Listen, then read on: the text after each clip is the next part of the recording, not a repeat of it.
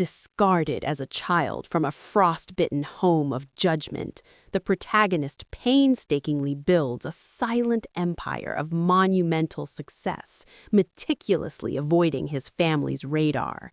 Years later, as his family faces ruin and the foreclosure of their estate, he secretly intervenes, not for forgiveness or love, but to buy back his own freedom and sever the last invisible tether to their past influence, ultimately finding profound peace without revealing his hand. The frost at Blackwood Manor was not merely a meteorological event, it was an architectural feature. It lived in the draft that swept under the heavy oak doors, in the condensation that wept down the high, arched windows, and, most permeating of all, in the silence that sat between us at the dinner table. I was 18 years old, and I had learned long ago that the temperature of a room dropped the moment I entered it. "Elbows, Elias." The voice was my mother's, Eleanor. She didn't look up from her consommé. Her spoon dipped into the golden liquid with the precision of a surgeon, disturbing the surface only enough to feed herself, never enough to make a sound against the porcelain. "Sorry," I murmured, sliding my arms off the mahogany. The wood was cold, polished to a mirror shine that reflected the distorted, anxious face of a boy who felt like an intruder in his own lineage. Across from me sat Julian, my brother, the golden child. Even in the dim candlelight of the dining hall, he seemed to catch the light. His posture was effortless, a natural grace that suggested he had been born wearing a tuxedo. He was 2 years older, already being groomed to take over the Thorn shipping conglomerate, already speaking with the cadence of a man who expects the world to listen. "Father," Julian said, his voice a smooth baritone that commanded the room, "I spoke with Senator Caldecott this afternoon.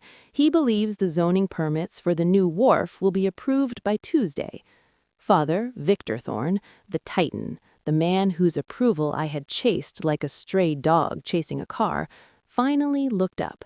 The deep lines etched into his forehead smoothed out. A rare, genuine smile touched his lips. "Excellent work, Julian," Father said, raising his wine glass. The crystal chimed against his ring. "You have a natural instinct for the political game. Caldecott is a stubborn mule, but you handled him." "It wasn't difficult." Julian dismissed the praise with a humble shrug that was practiced to perfection. He just needed to feel like the idea was his. My parents laughed. It was a dry, aristocratic sound. I stared at my plate. The venison looked gray. I had spent the last 3 weeks balancing the ledgers for the estate's minor holdings, a task the steward had neglected. I'd found discrepancies, saved the family nearly $50,000 in lost revenue, and compiled it all into a leather-bound report sitting on the edge of the table. I cleared my throat. The sound was too loud in the cavernous room. I've finished the audit of the tenant properties," I said. The laughter died instantly. The air rushed out of the room. Father turned his gaze toward me, and the warmth he had shown Julian evaporated, replaced with the familiar look of weary tolerance. "Not now, Elias," he said, cutting a piece of meat. "We are discussing business." "This is business," I insisted, though my voice wavered. "I've found errors in the tax filings. I've corrected them. It's saved us—" "I said not now," Father snapped. The knife clattered against his plate, a gunshot in the silence. "Must you always claw for attention? It is unbecoming." Mother sighed, reaching for her wine. "Honestly, Elias, you behave as if everything you do is a monumental achievement. You balanced a checkbook. Julian secured a government contract. Do try to gain some perspective." The humiliation was a physical thing. It started in my chest, a hot, expanding pressure that moved up my throat and settled behind my eyes. It wasn't just the dismissal, it was the erasure. I wasn't just less than Julian. To them, I was a non-entity, a clerical error in the genetic code of the Thorn dynasty. Julian offered me a pitying smile. That was the worst part. He didn't hate me, he just knew with absolute certainty that he was the sun and I was merely a rock orbiting in the dark cold. "I'm just trying to help," I whispered. "If you want to help," Father said, wiping his mouth with a linen napkin, "stop embarrassing us with your desperation. You'll be attending the university in the fall, provided your grades hold. Study literature or history, something harmless. Leave the business to the men who are built for it." Harmless. The word echoed around the high ceilings. I looked at the tapestries hanging on the walls, depictions of great hunts and battles, men of action and power. I looked at my hands. They were shaking. I stood up. The chair scraped violently against the floorboards. "Excuse me," I said. "Sit down, Elias," Father commanded, not raising his voice. He didn't have to. "We have not finished the course." "I have," I said. I turned and walked out. I expected shouting. I expected a demand to return. But as I crossed the threshold into the hallway, all I heard was the clinking of silverware resuming and Julian asking a question about the senator's wife. The waters had closed over my head and not a ripple remained. I walked up the grand staircase, my hand trailing along the banister. The house was immense, a sprawling Gothic revival beast of stone and shadow. It was filled with priceless things, Ming vases, Persian rugs, sculptures from the old world. Yet it felt completely empty. It was a museum where affection went to die. I reached my room at the end of the east wing. It was the smallest of the family suites, drafty and prone to dampness. I closed the door and leaned against it, breathing hard. The air in the room was stale, smelling of old paper and lavender polish. I looked at the mirror on the wardrobe. A pale young man stared back. Dark hair, eyes that looked too tired for 18, a jaw set in a line of grim determination that I hadn't noticed before. Harmless. The word was a poison, but it was also an antidote. If they thought I was harmless, they wouldn't be watching. If they thought I was nothing, they wouldn't see me becoming something else. I walked to the closet and pulled out a bag. It wasn't fine luggage. It was a canvas duffel I used for storing winter gear. I didn't want the Louis Vuitton set with the monogram.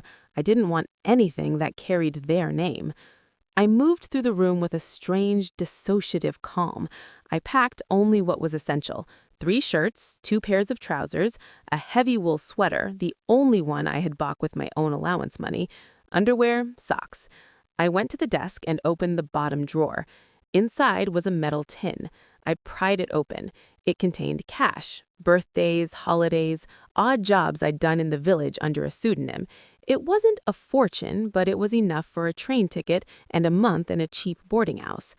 I looked at the bookshelf, my sanctuary, the volumes of economics, philosophy, and architectural design I had devoured with flashlight while the house slept.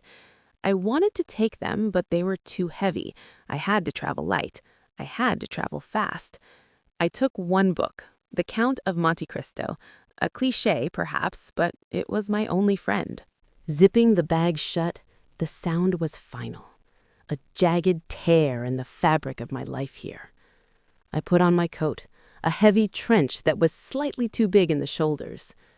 I didn't write a note. A note would imply that I cared about their reaction.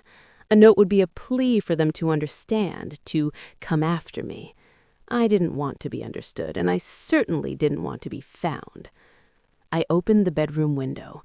The rain had started, a freezing drizzle that turned the world into a blur of gray and black. The trellis was slick, but I had climbed it 1,000 times as a child, escaping the suffocating etiquette of garden parties to sit on the roof and watch the ships leave the harbor. I swung my legs over the sill. The wind bit through my trousers, shocking my skin. I took one last look at the room, the perfectly made bed, the sterile order, the life of a ghost. "Goodbye," I whispered. I climbed down. The wood groaned under my weight, slick with moss, but my grip held. When my boots hit the wet grass of the garden, I didn't pause. I didn't look up at the dining room window where the warm light spilled out onto the manicured hedges. I knew what I would see, a family perfectly complete without me. I sprinted toward the rear gate. The mud sucked at my heels, trying to hold me back, trying to claim me as part of the estate's inventory. I fought against it, my breath pluming in the cold air. The iron gate was rusted shut. I threw my bag over, the canvas landing with a dull thud on the country road beyond. I gripped the iron bars, the cold metal burning my palms, and hauled myself up. As I dropped down onto the asphalt on the other side, a pair of headlights swept across the road in the distance. I froze, crouching in the ditch, heart hammering against my ribs like a trapped bird. The car passed, just a delivery truck. I stood up, brushing the dirt from my coat. The road stretched out in two directions. To the left, the town and the railway station. To the right, the estate entrance and the life of a wealthy, invisible failure. I turned left. Every step was a severance. With every yard I put between myself and the manor, the invisible tether stretched thinner. I could feel the weight of their expectations, the expectation of my mediocrity, the expectation of my obedience falling off my shoulders, dissolving in the rain. I was cold. I was wet. I had $300 in a tin and no destination. But as I walked into the darkness, the strangest sensation washed over me, warmer than any fire in the thorn hearth. For the first time in 18 years, the silence around me wasn't empty. It was mine. The glass of the penthouse window was cool against my forehead, a grounding sensation that tethered me to the present, while the city of Seattle sprawled beneath me like a circuit board of bioluminescent veins. From this height, the people were invisible, reduced to data points and traffic patterns. That was how I preferred the world, quantifiable, distant, and entirely under my control. There was no name on the building. The brass placard in the lobby simply read Vantage Holdings, a generic moniker designed to be forgotten the moment one walked past it. That was the architecture of my life now. 10 years had passed since I walked out into the snow with a single bag, and in that decade, I had constructed a fortress of anonymity.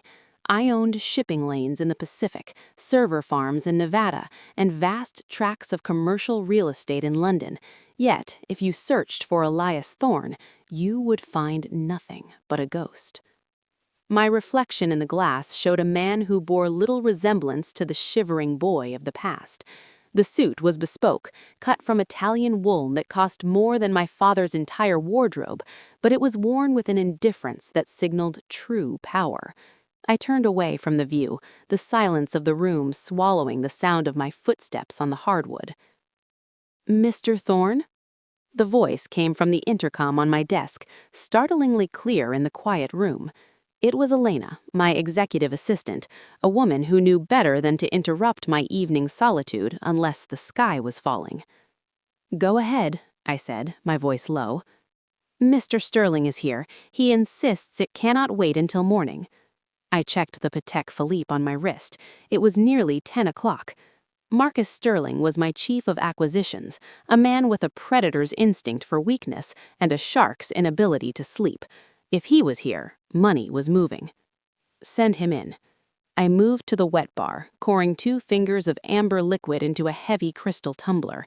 I didn't drink often. Alcohol dulled the senses, and I prized clarity above all else.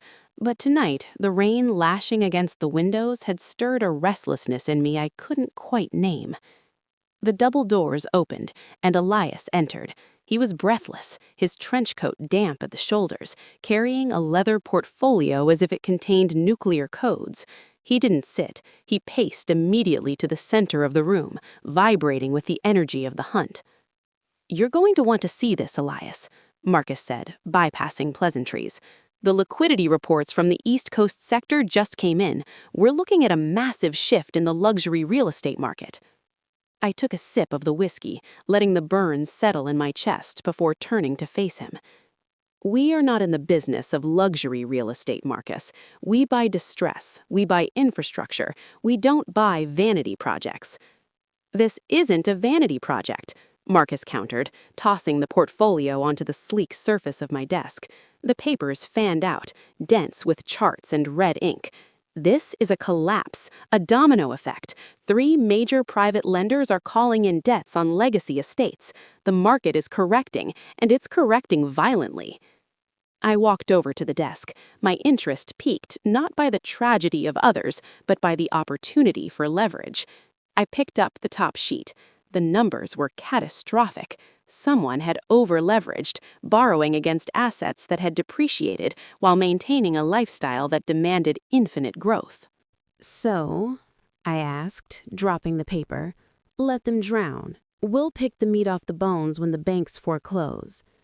"That's the thing," Marcus said, his voice dropping an octave. He stopped pacing and looked at me, a strange hesitation in his eyes.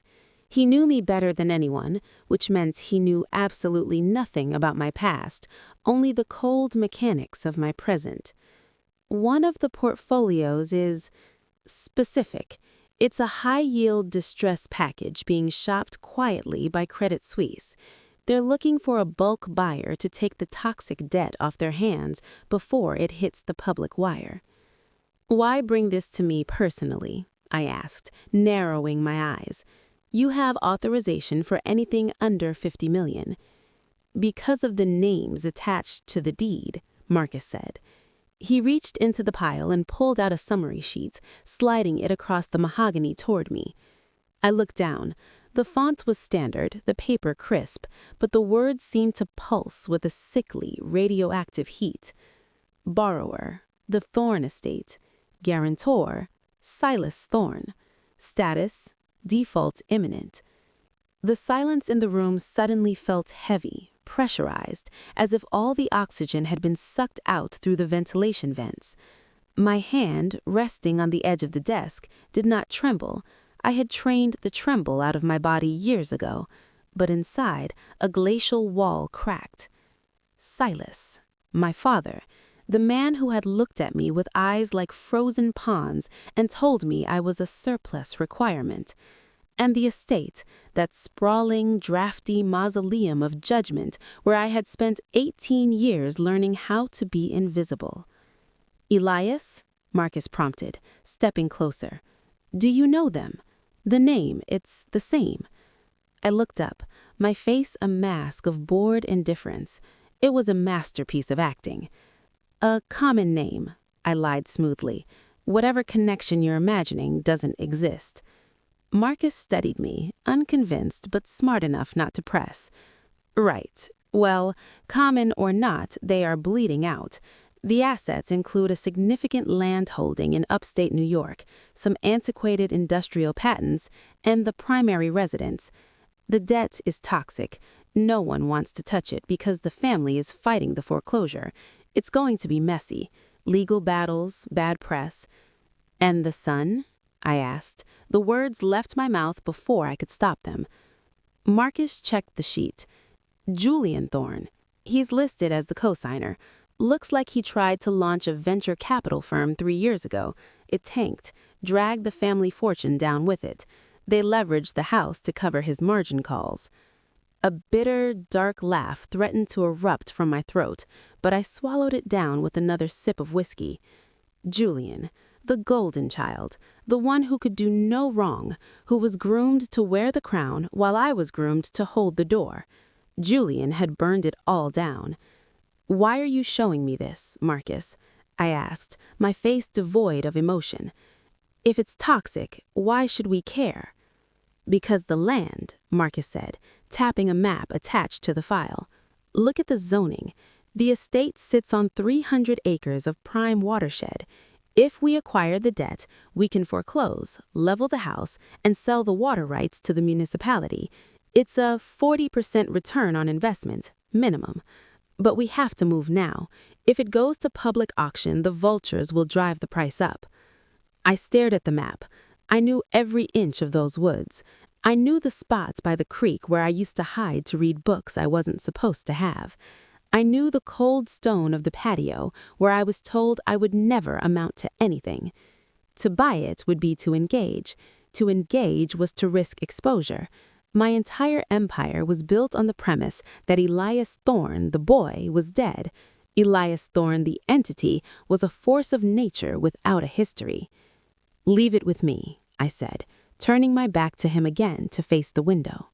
"Elias, the window to buy the debt privately closes in 48 hours. After that, the bank files the foreclosure notice publicly." I said, "Leave it with me." My tone was sharp, final. Marcus stiffened, sensing the sudden shift in temperature. "Understood. I'll be on standby." I heard the rustle of him gathering his coat, the soft click of the door closing, and then I was alone again. I didn't move for a long time. The city lights blurred as rain began to streak the glass in earnest. The irony was suffocating. I had spent a decade running away, running so fast and so hard that I had circled the globe, only to find the past sitting on my desk in a neat, stapled stack of papers. I walked back to the desk and sat down, the leather chair creaking softly. I picked up the dossier. Default imminent. They were failing. The untouchable gods of my childhood were mortal, and they were failing. I traced the line of the debt figures. It was a staggering amount of money to normal people, a fortune lost to incompetence and arrogance. To me, it was a Tuesday. I could write a check for the entire sum and not even notice the dip in my liquidity. The realization hit me with the force of a physical blow. I was richer than them, not just slightly better off. I was exponentially, unimaginably wealthier than the people who had looked at me as if I were dirt on their shoes. I closed my eyes, and for a moment I wasn't in my penthouse. I was back in the grand hallway of the estate, the air smelling of old wax and disapproval. I heard my father's voice, a dry rattle. "You have no head for strategy, Elias. You are soft. You will require care, or you will perish." Soft. I opened my eyes and looked at the empire of silence around me. I had built this with my bare hands, brick by invisible brick. I had negotiated deals that toppled CEOs. I had acquired competitors and dismantled them without them ever knowing my face. I reached for the phone, my fingers hovering over the keypad. If I bought the debt, I would own them. The thought was seductive, a dark nectar. I wouldn't just be saving the property, I would be holding the leash. I could foreclose and throw them into the snow just as I had felt thrown out. I could level the house, or I could keep them there, living in a museum of their own failure, unaware that the landlord they feared was the son they discarded. But there was a risk. If I moved, I had to be perfect. If they found out it was me, it would become emotional. They would try to manipulate me, try to claim family ties. No. I stood up and began to pace, the energy in the room shifting from contemplation to calculation. This required surgery, not a sledgehammer. I needed a shell company. No, a shell within a shell. A blind trust managed by a proxy firm in Singapore, represented by lawyers in New York who had never met me. I picked up the file again, reading the details of Julian's failed venture. Projected losses, 95%. He had gambled the legacy on tech futures he didn't understand. It was pathetic. It was vindicating. A strange sensation bloomed in my chest. Not happiness, certainly not forgiveness. It was the cold, hard satisfaction of the scales finally tipping. For years, I had felt the phantom weight of their judgment. Now, I held the weight of their survival. I sat back down and pulled a fresh legal pad from my drawer. I uncapped my fountain pen. Step 1. Acquisition of debt via Caledon Ventures, Cayman. Step 2. Consolidate liens. Step 3. Impose silence. I stopped writing. The pen hovered over the paper. Was I doing this to save them? I asked myself the question honestly. If I let this go, they would lose everything. They would be destitute. Did I care? I thought of my mother, a woman who watched my father berate me and simply turned the page of her book. I thought of Julian, snickering as he kicked over my projects. I didn't care about their comfort. I didn't care about their legacy. I cared about the tether. As long as that house stood as a monument to their superiority, I was still the boy who left.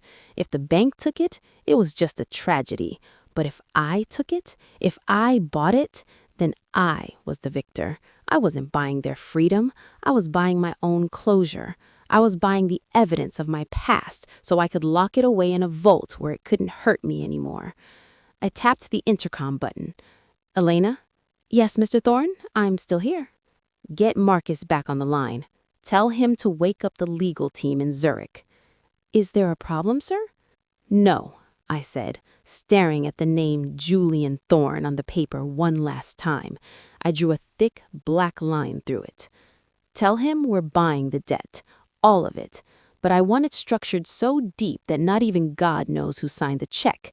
If the name Thorne appears anywhere on the acquisition paperwork, everyone is fired. Understood, sir. The line clicked dead. I walked back to the window.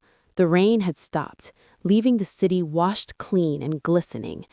The reflection in the glass seemed sharper now. The ghost was gone. In his place was a man who was about to purchase his own history. I took a final sip of the whiskey. It tasted smooth, without a hint of burn. Let them think it's a miracle, I whispered to the empty room. I'll know it's a purchase. The silence of the apartment returned, but it no longer felt empty. It felt like a held breath, waiting for the gavel to fall.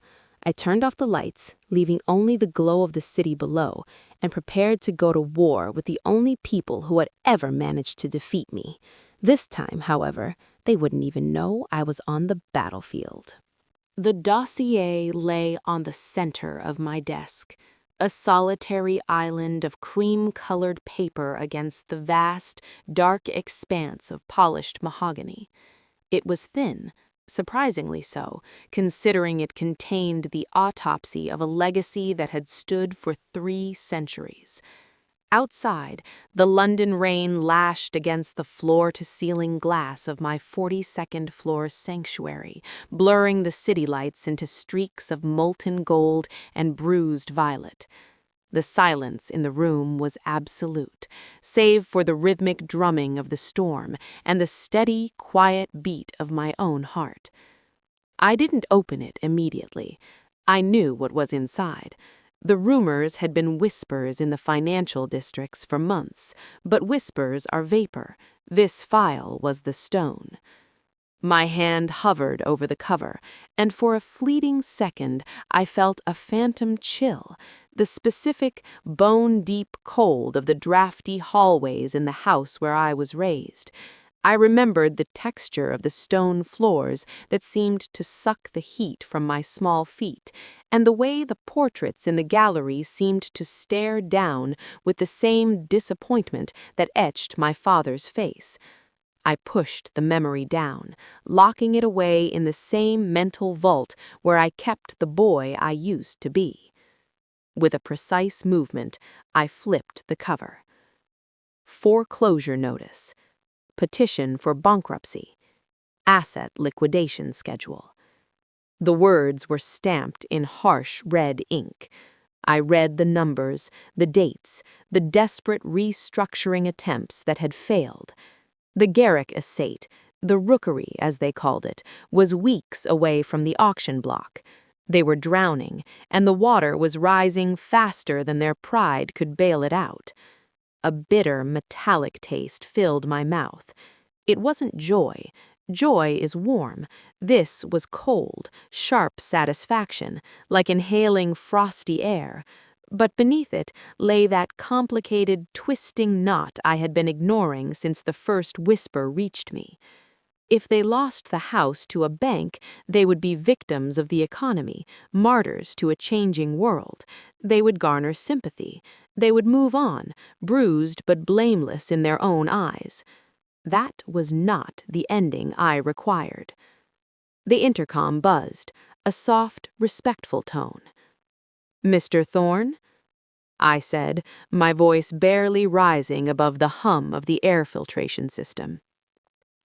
The heavy oak doors opened soundlessly. Julian walked in, bringing with him the faint scent of wet wool and ozone.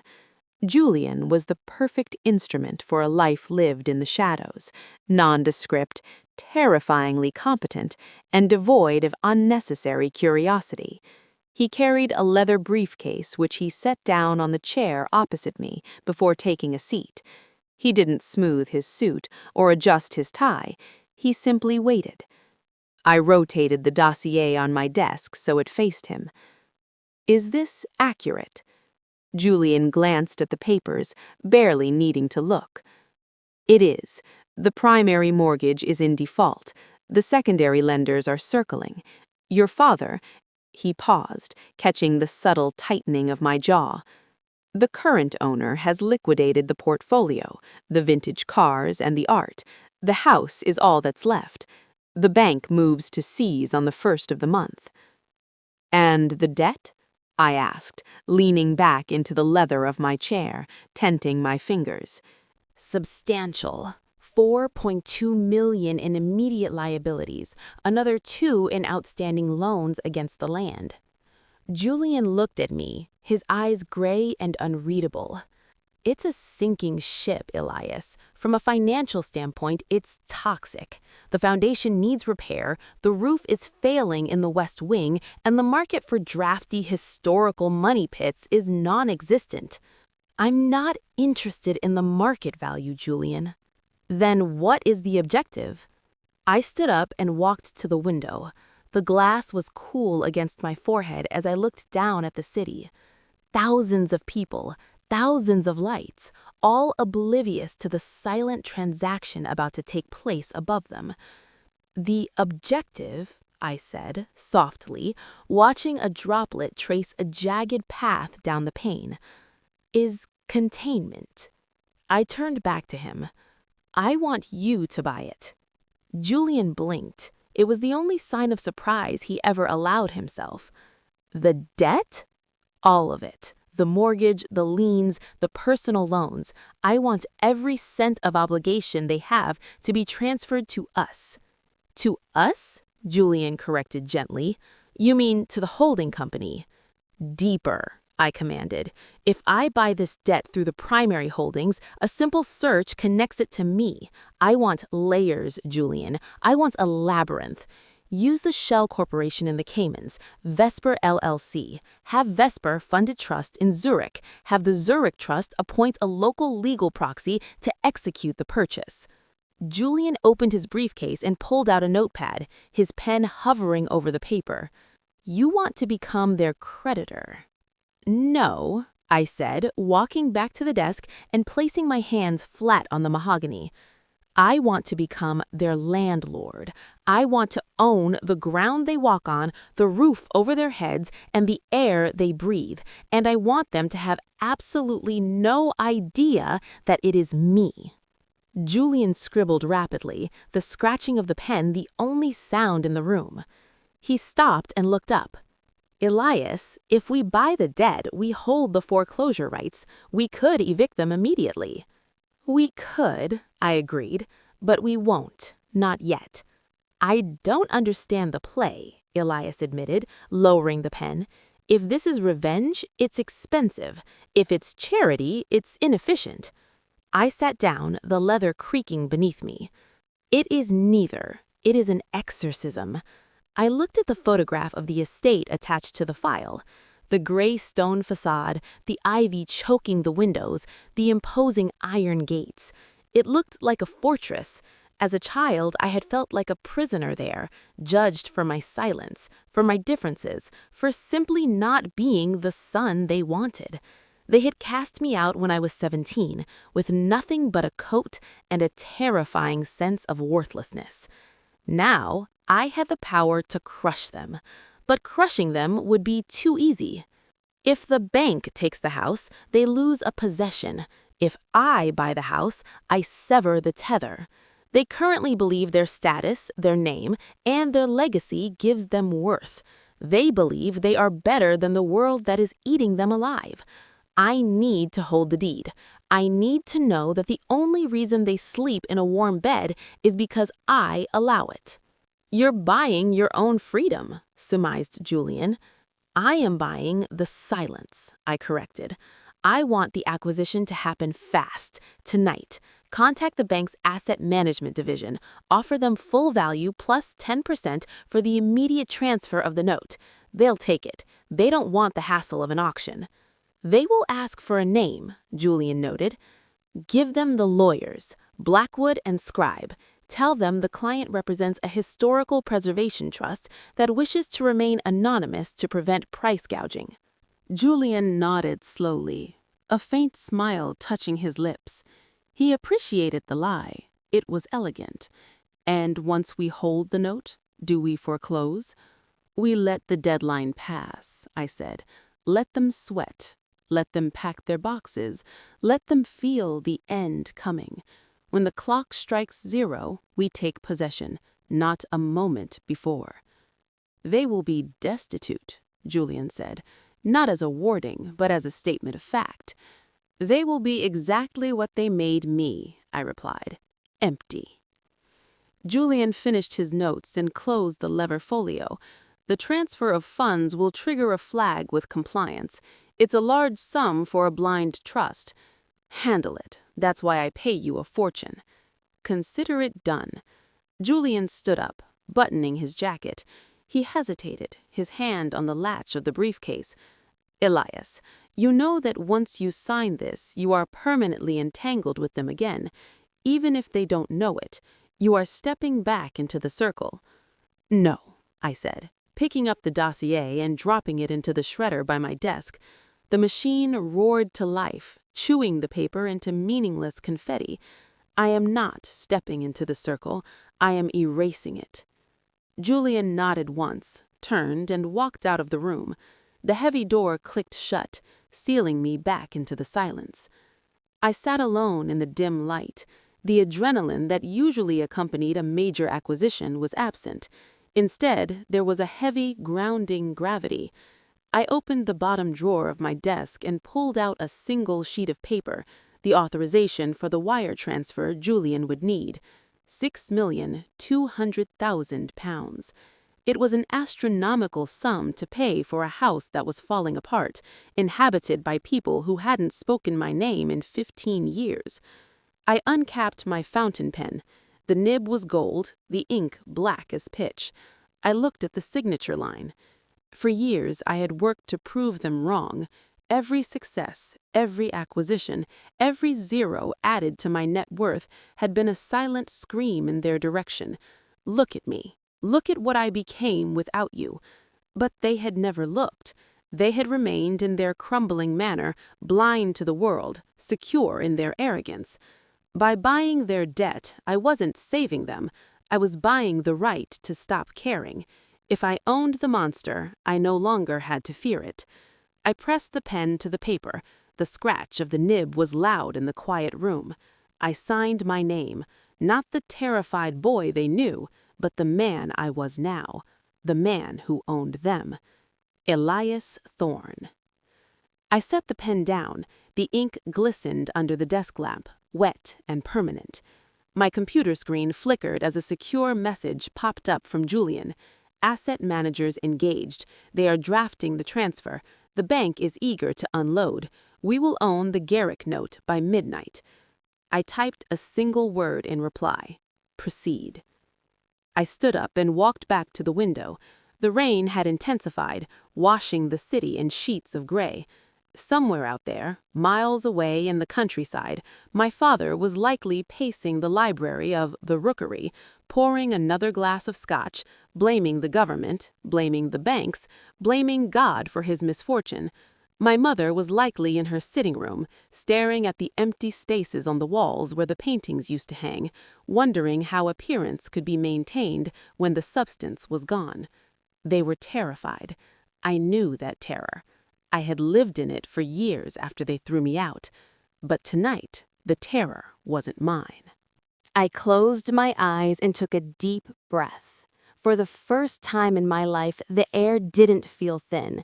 The invisible hand that had always pressed down on my chest, the weight of their judgment was lifting. I was replacing it with my own hand. I was the unseen force now. I went to the sidebar and poured a glass of water, my hand steady. I drank it slowly, feeling the cool liquid track down my throat. I checked my watch. 11:45 p.m. 15 minutes until I owned my past. I returned to the desk and picked up the phone, dialing Julian's direct line. He answered on the first ring. "Status?" I asked. "The bank has countersigned. The funds have cleared the Cayman accounts. We are just waiting for the final digital handshake on the title transfer." "Tell me when it's done."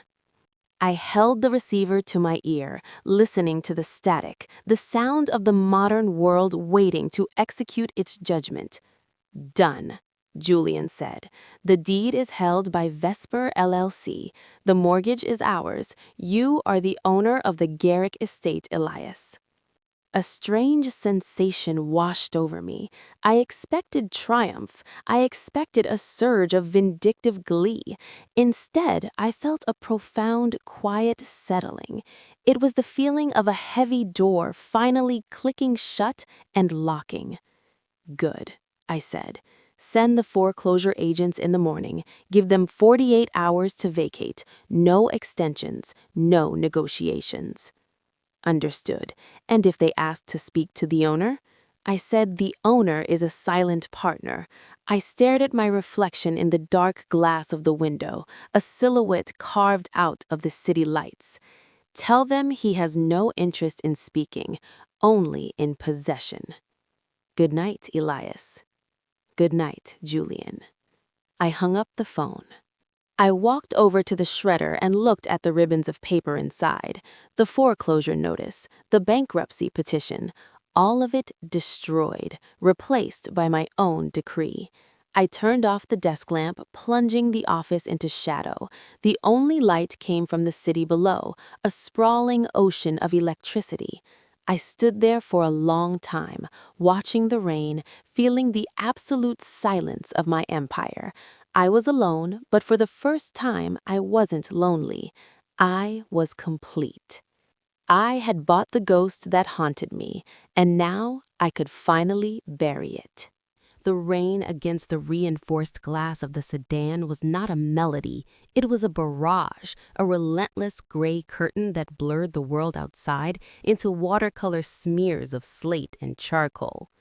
I sat in the back of the black Maybach, the engine idling in a hush so absolute it felt like a held breath. The climate control was set to a precise 68 degrees, the air scented faintly with the expensive, neutral leather of the seats, a stark contrast to the biting November chill that I knew was currently stripping the warmth from the bones of anyone foolish enough to be standing outside. And there were people standing outside. Through the tinted window, I watched the heavy iron gates of the Blackwood estate groan open. They were rusted now, the intricate scrollwork that had once seemed to me like the bars of a gilded cage, now appearing brittle, neglected. The driveway, lined with ancient oaks that had lost their leaves weeks ago, looked less like a grand entrance and more like a throat waiting to swallow whatever dared to leave. "Mr. Thorne?" The voice came from the speaker system, crisp and devoid of static. It was Sterling, my attorney, and the face of the labyrinthian holding company I had constructed to orchestrate this day. He was standing 50 yards away, under the shelter of the manor's portico, wearing a wire. I pressed the button on the armrest. "I'm here, Sterling. Go ahead." "They are coming out now," Sterling said, his voice dropping an octave, professional and detached. "The sheriff has given the final order to vacate. The movers have cleared the last of the specified personal effects. The handover is immediate." "Keep the line open," I commanded softly. "I want to hear it." "Understood." I leaned back, my fingers interlacing over my stomach.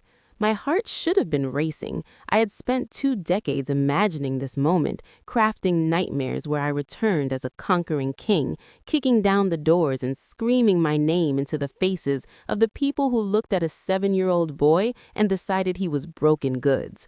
I had imagined their shock, their tears, their begging. But now that the moment was here, sitting in the shadows of the car I had bought with money they couldn't fathom, I felt steady. Cold, perhaps, but steady. The massive oak front doors, doors that had been slammed in my face more times than I could count, swung open. First came the sheriff, a stout man looking uncomfortable in the rain, clutching a clipboard against his chest to shield the paperwork. Then Sterling stepped into view, his gray suit impeccable, an umbrella held aloft with the casual grace of a man who never had to worry about the elements. And then them. My father, Silas, stepped over the threshold first. The man in my memory was a titan. He was a creature of thunder and iron, a voice that could shake the dust from the rafters, a physical presence that sucked the oxygen out of a room. I looked at the man on the driveway now, and I frowned. He was small.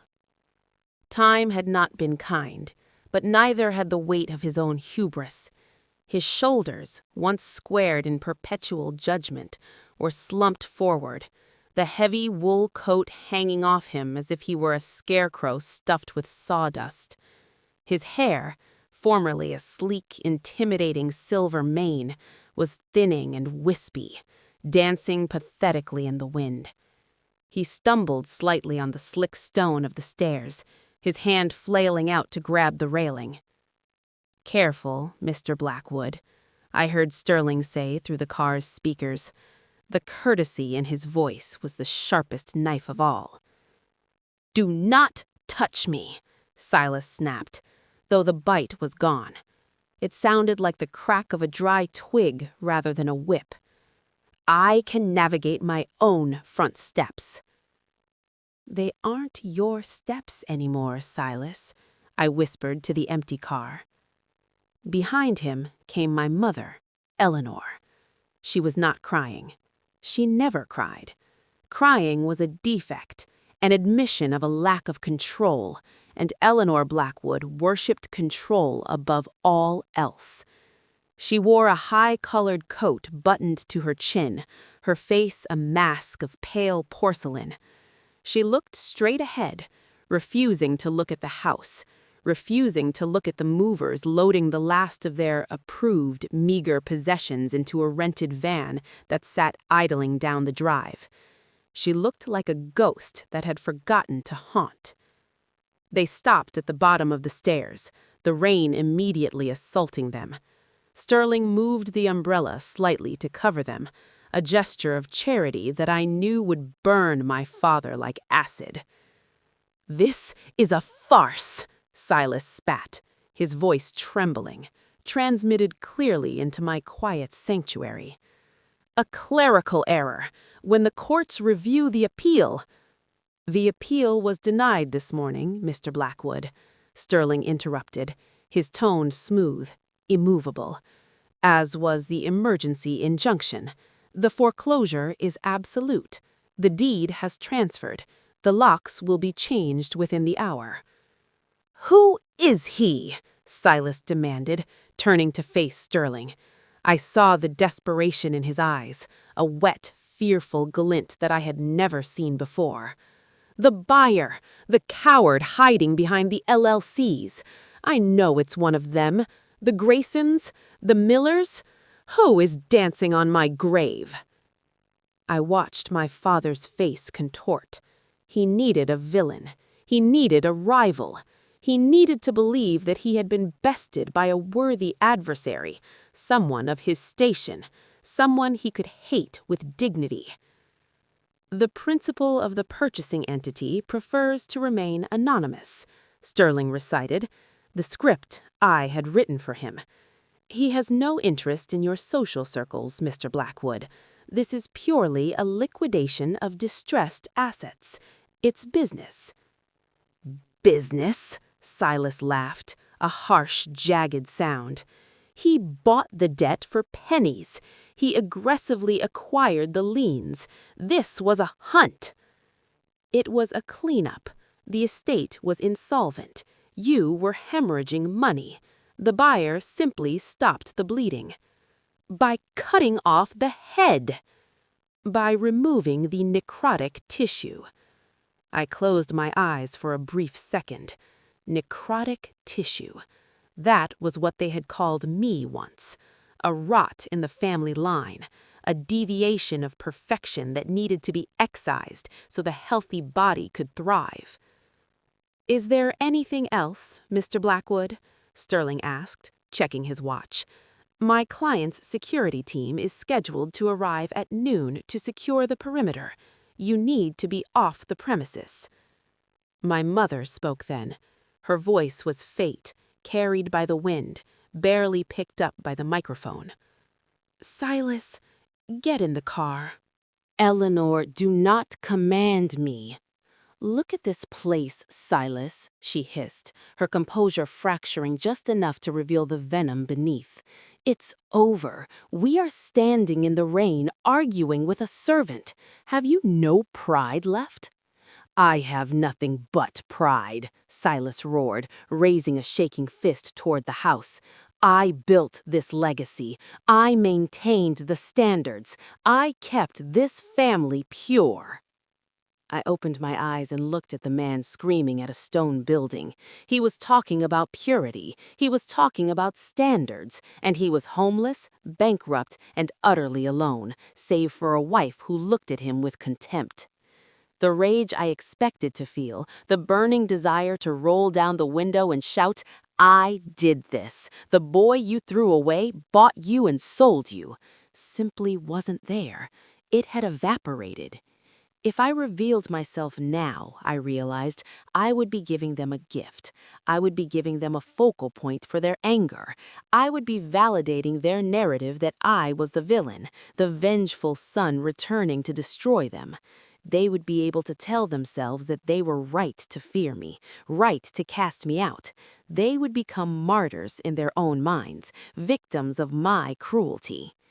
But if I stayed silent, if I remained just a nameless, faceless force of nature that swept them away, then they were just failures. They were just incompetent stewards of their own lives who lost everything because they weren't good enough. That was a far more devastating truth. "The keys, please," Sterling said, extending a gloved hand. Silas stared at the hand. He reached into his pocket and pulled out the heavy brass ring that held the keys to the manor, the wine cellar, the gates, the stables, keys I had been forbidden to touch as a child. He held them tight, his knuckles white. For a moment I thought he might throw them into the bushes. Then he slumped. The fight drained out of him all at once, leaving him looking hollow. He dropped the keys into Sterling's palm. The metallic clink was inaudible from the car, but I felt it vibrate through the floorboards. "Thank you," Sterling said. "You may go." Silas turned away, his movements jerky and uncoordinated. He walked toward their car, a used sedan that had seen better days, a far cry from the luxury vehicles that used to line this drive. My mother was already inside, staring rigidly ahead. Silas paused at the driver's side door. He looked back at the house one last time. His gaze swept over the facade, the towering windows, the stone gargoyles. Then his eyes drifted. He looked across the street. He looked directly at the black Maybach parked in the shadows of the tree line. My breath hitched. The tint was illegal. It was pitch black. There was no way he could see me. But for a second, our eyes met across the distance. I saw the confused squint of an old man trying to make sense of a shape in the rain. He was looking for a savior, or perhaps a monster. He was looking for significance. He found neither. He shook his head, dismissed the car as irrelevant, and climbed into his vehicle. The engine sputtered before catching, a wet coughing sound. The exhaust pipe rattled. I watched them pull away. They drove slowly, hesitantly, down the long driveway, past the rusted gates, and turned onto the main road. The taillights faded into the mist, two red eyes blinking out of existence. "Mr. Thorne," Sterling's voice returned to the speaker, "they are gone. We have possession." I sat in the silence for a long moment. I looked at the house. It was just a pile of stone and wood. It was just a building. The malice I had attributed to it for 30 years had left with the car that just drove away. "Mr. Thorne?" "I heard you, Sterling," I said, my voice steady, surprising even myself with its calm. Do you want to come inside? Inspect the acquisition? The heating is still on." I looked at the manor. I imagined walking through those halls. I imagined standing in the dining room where I had been told to eat in silence. I imagined the study where the judgments were handed down. I owned it all now. I could burn it down. I could turn it into an orphanage. I could leave it to rot. But the desire to step foot inside was gone. I didn't need to walk those halls to know I had won. The victory wasn't in the possession of the house. It was in the indifference I felt toward it. "No," I said. "I don't need to go inside." "Sir?" Sterling sounded confused. "Then what are your instructions? The renovation teams are on standby for next week, but we haven't finalized the architectural plans." I reached for the button to close the connection, but paused. I looked at the keys Sterling was likely still holding. "Lock it up, Sterling," I said. "Change the codes, secure the perimeter. Let the garden grow wild. I don't care." You just want it to sit empty?" "For now," I said. "Whatever ghosts were in there left with the previous tenants. It's just an empty shell. Treat it as such." "Understood. And the family, if they attempt to contact the firm?" "They won't," I said. "They are proud people, Sterling. Shame is a powerful silencer. But if they do, standard protocol. No names, no contact. They are strangers." "Very well. Congratulations, Mr. Thorne." "Thank you, Sterling." I cut the connection. The silence returned to the car, but it felt different now. It wasn't the heavy, suffocating silence of anticipation. It was spacious. It was the silence of a wide-open plain after a thunderstorm. I tapped the partition glass. The driver, a statue of a man named Cale, nodded in the rearview mirror. "Where to, sir?" I looked once more at the gates of the Blackwood estate. The rain was coming down harder now, washing the driveway clean. The tire tracks of my parents' car were already disappearing, filling with muddy water, as if they had never been there at all. I unbuttoned my suit jacket and loosened my tie, taking a deep breath of the filtered air. For the first time in my life, I didn't feel the phantom weight of a heavy hand on my shoulder. I didn't feel the need to prove my existence. I was Elias Thorne. I had built a world from nothing, and today I had bought my past just to bury it. "The airport, Cale," I said, turning away from the window. "I have a meeting in Tokyo tomorrow morning. And Cale." "Sir?" "Take the long way. I want to enjoy the drive." As the car purred into motion, gliding smoothly away from the ruin of my childhood, I didn't look back. There was nothing there for me anymore. I watched the road ahead, the windshield wipers clearing the view with rhythmic precision, revealing a path that was entirely, beautifully mine. The heavy click of the heavy oak door latching behind me felt less like an exit and more like the ceiling of a vault. I stood for a moment in the long marble corridor of the law firm, listening to the hum of the ventilation system and the distant muffled ringing of a telephone. My shoes, Italian leather and polished to a mirror shine, felt firmly planted on the ground, yet my body carried a strange sensation of weightlessness, as if the gravitational pull of the last 20 years had suddenly snapped. I walked to the elevator, my movements deliberate and slow. I pressed the button and watched the digital numbers descend. There was no fanfare, no confetti fell from the ceiling. The world continued to spin on its axis, indifferent to the fact that I had just purchased the terrified beating heart of my childhood and locked it away in a blind trust. When the elevator doors slid open, Arthur was already waiting inside, clutching his briefcase with 2 hands, his knuckles pale. He looked at me, searching for cracks in the facade, looking for the triumphant grin of a vengeful son or the tearful breakdown of a savior. He found neither. "It's done?" he asked, his voice echoing slightly in the steel box. "It's done," I replied, stepping in and turning to face the closing doors. "The deed is transferred to the shell company. The lease-back agreement is signed. They stay in the house as tenants, paying a nominal rent to a landlord they will never meet." Arthur exhaled, a sound that was half sigh, half shudder. He adjusted his glasses, shifting his weight from one foot to the other as the elevator began its smooth ascent to the penthouse office. "Elias, I have to ask, again, are you certain you don't want a clause for disclosure, even in the event of your death, even if they default?" I watched the floor numbers climb, 30, 31, 32. "No disclosure, Arthur. Not now, not ever." "But they think they've been saved by a clerical miracle," Arthur pressed, turning toward me. "They think the bank showed mercy. They think fate smiled on them. They will never know that the sun they threw out into the snow is the one keeping the roof over their heads."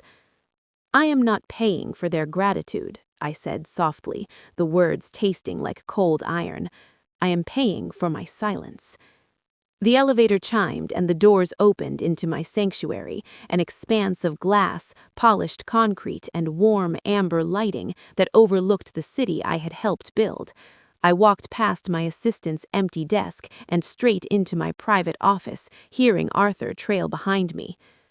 I moved to the wet bar in the corner. The crystal decanter caught the afternoon light, fracturing it into rainbows on the dark wood. I poured 2 fingers of scotch, the amber liquid swirling sluggishly, and offered nothing to Arthur. He knew better to drink on the clock, and I needed the burn to ground me. Arthur sat in one of the low leather chairs opposite my desk, placing the thick file of documents on the surface. The sound of the paper hitting the wood was heavy, final. "You realize," his tone shifting from legal counsel to something bordering on concern, "you now own the debt of the people who tried to destroy you. You are their keeper." I took a sip, letting the alcohol sear the back of my throat before turning to look out the floor-to-ceiling window. The city was gray under a shroud of low clouds, but down there, amidst the gridlock and the noise, life was messy. Up here, everything was precise. Everything was engineered. "I don't own them, Arthur," I corrected him, keeping my back turned.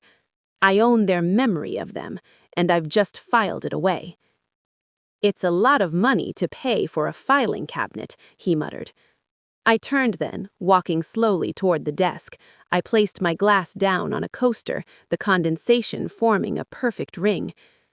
"Do you know what I saw today when I watched them leave the courthouse? I didn't see monsters. I didn't see giants. I saw 2 elderly people shrinking inside coats that used to fit them, terrified of a world they no longer understand." Arthur remained silent, his eyes fixed on me. "For decades," I continued, my voice steady, devoid of the tremor that used to seize me when I spoke of them, "I have been building this empire to prove them wrong. Every contract I won, every building I erected, every zero in my bank account was a brick in a wall I built to keep them out. I was driven by the fear that they were right, that I was worthless." I reached out and placed my hand on the file. The paper felt cool, textured. But today, when the gavel fell and the transfer was finalized, I realized the wall is finished. I don't need to add any more bricks. Buying the estate wasn't about saving them. It was about evicting them from my head. Arthur stared at the file beneath my hand. "And the rent? It's set so low it barely covers the property taxes. You're losing money every month." "I'm buying peace," I said. "It's a bargain." Arthur stood up, smoothing the front of his suit jacket. He looked tired, perhaps weary of the complexity of a family dynamic he could document but never truly understand. "Very well. The anonymous LLC is the sole owner. All correspondence goes through the firm. They will never hear your name. Thank you, Arthur.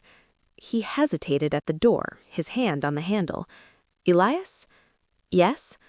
You're a better man than I am. I would have wanted them to know. I would have wanted to see the look on their faces. That is why you are a litigator, and I am an architect. You look for the fight. I look for the structure that holds despite the storm. Arthur nodded once, a sharp, respectful gesture, and left the room. The silence that followed was absolute. It rushed into the room, filling the corners, settling over the furniture like dust. I sat down in my chair, an Eames replica I had bought with my first major commission check, and spun it slowly to face the window again. I closed my eyes and waited for the feeling. I waited for the anger to flare up, for the old familiar sting of rejection to surface. I waited for the voice of my father telling me I was a mistake, or the cold indifference of my mother turning her back as I packed my meager belongings all those years ago. But there was nothing, just a quiet rhythmic thrumming of my own pulse. I opened the file on my desk. There, on the top page, was the photo of the estate, the manor, the frostbitten home. In the grainy black and white of the appraisal document, it looked small.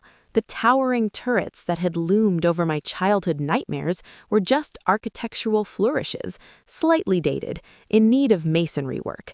The sprawling lawn where I had once stood shivering, waiting for a ride that never came, was just a patch of grass that required landscaping. It was just a house, wood, stone, glass, and mortar. It held no magic, it held no curse. It was an asset on a ledger, a line item in a portfolio that spanned 3 continents. I picked up my pen, a heavy fountain pen with gold inlay, and signed the final authorization for the monthly maintenance transfer. The ink flowed black and smooth, drying instantly. I didn't hate them anymore. Hate requires energy. It requires attachment. You have to care about someone to hate them with the fire I once carried. What I felt now was a profound, cool indifference. They were safe, yes. They would die in their beds, warm and fed, never knowing that the bank they feared was the son they forgot. And that was my victory. I wasn't the boy looking through the window wishing to be let in. I was the one who owned the glass. I stood up and walked to the window, pressing my palm against the cold surface. Below, the city lights were beginning to flicker on as twilight deepened into night. The grid of the streets looked like a circuit board, alive with energy. Somewhere down there, in a different part of the city, my next project was breaking ground tomorrow. A library, open to everyone, designed with walls of light so no corners could be left in the dark. I took a deep breath, inhaling the scent of cedar and old paper that permeated my office. My lungs expanded fully, without the hitch of anxiety that had plagued me for half a life. The tether was cut. The invisible string that had jerked my limbs every time they frowned, every time they failed, every time they succeeded, it was severed. I had bought the scissors with my own sweat and blood, and I had used them with surgical precision. I finished the scotch, the warmth spreading through my chest, settling in my stomach. It was a good burn. Turning back to the desk, I picked up the file one last time. I walked over to the wall safe hidden behind a framed abstract painting, a chaotic splash of red and black that I had always loved for its violence. I opened the safe and tossed the file inside, into the darkness of the steel box. I didn't look at it before I swung the heavy door shut. I spun the dial, locking it away. Click. The sound was small, but in the quiet of the room, it was thunderous. I walked back to my desk and sat down, pulling a fresh, blank sheet of drafting paper toward me. I uncapped my pen. The white space before me was vast, empty, and terrifyingly beautiful. It was no longer a response to the past. It was a question for the future. For the first time in my life, the design wasn't a fortress. It wasn't a shield. I set the tip of the pen to the paper. Chapter 1. I whispered to the empty room. Though I wasn't writing a book, I was drawing a doorway. I began to sketch.